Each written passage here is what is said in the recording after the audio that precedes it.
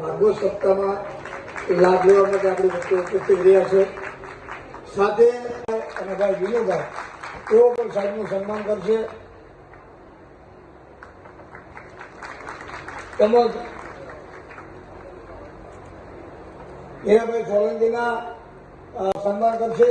પ્રભાતભાઈ યાદવનું હીરાભાઈ સોલંકી ફુલારથી સન્માન કરશે.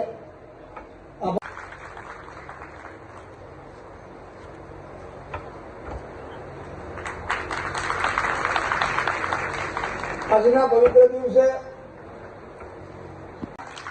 ગોપીનાથજી મંદિરમાં કોઠારી સ્વામી શ્રી ઘનશ્યામદાસજીનું ડૉક્ટર હીરાભાઈ સોલંકી અને તેમજ સફૈયા સ્વામીનું પણ સાલ ઓઢાડી સ્વાગત કર્યું અને લીલા આશીર્વાદ મેળવી રહ્યા છે. તો કહેવાય ને કે નાની ઉંમરનો જે બાળક હોય એનું ધ્યાન એના ખંભે શિક્ષણનું દફતર હોય છે.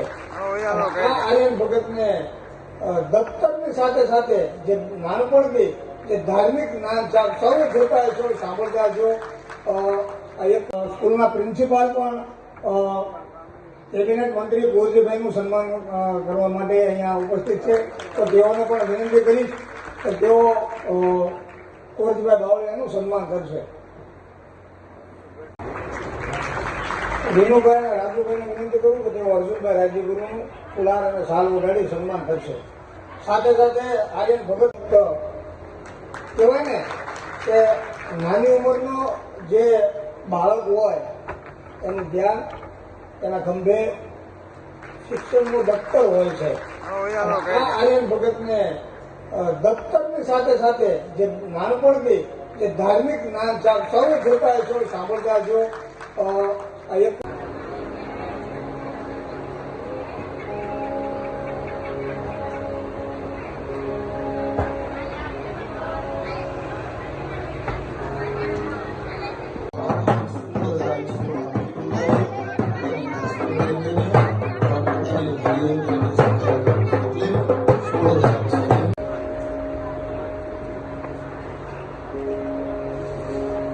ગઢડાના સામાકાંઠા વિસ્તારમાં ડૉક્ટર હીરાભાઈ સોલંકી આયોજિત અશોકભાઈ ડેરવાળિયા, મનસુખભાઈ, દીપકભાઈ તમામ આગેવાનો પણ ઉપસ્થિત છે.